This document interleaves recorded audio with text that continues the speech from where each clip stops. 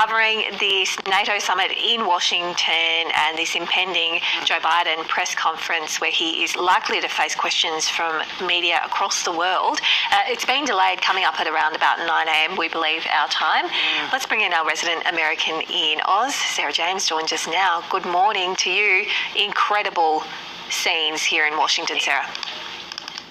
It absolutely is, Bridget. It is really the sound almost that you hear is the sound of a slow-moving stampede as Democrats start to gather in numbers in terms of those who want the President of the United States to step aside and make room for another nominee. Now, it's by no means a majority yet, but to have this many Democrats speaking publicly and suggesting that the President of the United States, the person who the Democrats had picked as their nominee for president again, not run, to have people speaking publicly in this way is a big deal.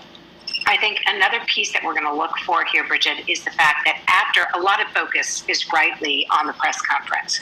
But what I'm watching is for what happens after that. In other words, a lot of Democrats are actually holding their fire or being relatively quiet until this huge meeting, this enormously important international meeting, is over.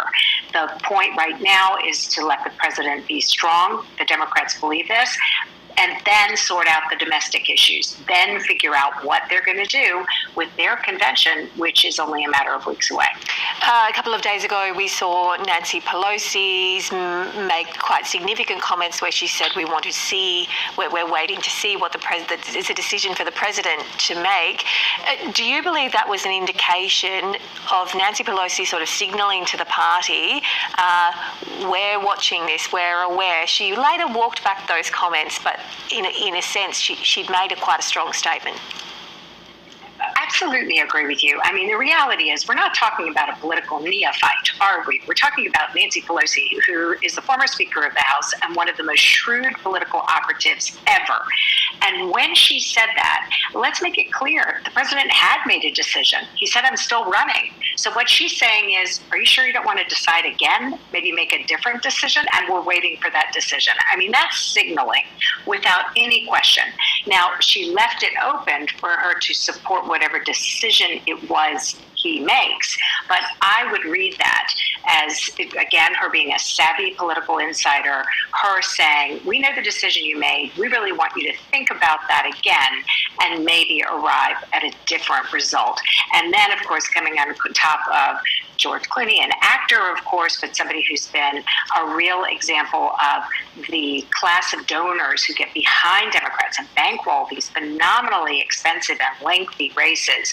You know, there is a loss of belief that this candidate is going to win this race for the White House. And the Republicans, meantime, are looking to their candidate and they're feeling pretty good. President Trump is going into his convention. I mean, we're talking about days away, next week, and he's being very quiet about who he's going to choose for vice president. He's allowing, there's an old rule in politics, if your opponent is messing up, get out of the way. Let him go ahead and do it. So right now, while the Democrats are having a real, an angst-ridden time as they try to decide what to do, and President Biden is looking like he wants to stay exactly where he is, the nominee of the party, the Republicans, and most especially former President Trump, are just letting that play out. Yeah, I don't think we've ever seen a period where the former president has been so quiet. And Sarah, where you are in North Carolina, are you getting a sense just from everyday people on the ground of them watching this play out and making up their minds over whether or not they think President Biden is fit for another term? That's such a good question. I mean, it's summer here. It's hot. The temperature here in local temperatures is in the 90s, so in the 30s degrees, and the way we do temperatures in Australia.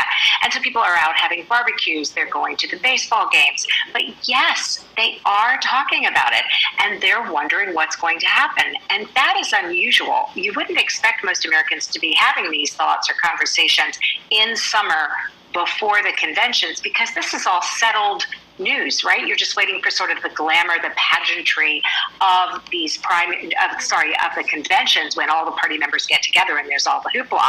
But instead, I think there is also if you talk to people and you ask a few questions, there's a sense of frustration that this isn't a good look on the international stage for the United States, that it's almost like the international equivalent. Your slip is showing, right? I mean, you don't want people to see it looking so messy. And I definitely hear people talking about politics when perhaps normally that wouldn't be on the agenda. Fascinating to hear and wonderful to have you back in the US for us. Looking forward to chatting as this plays out. Sarah James, thanks so much. Thanks, Bridget.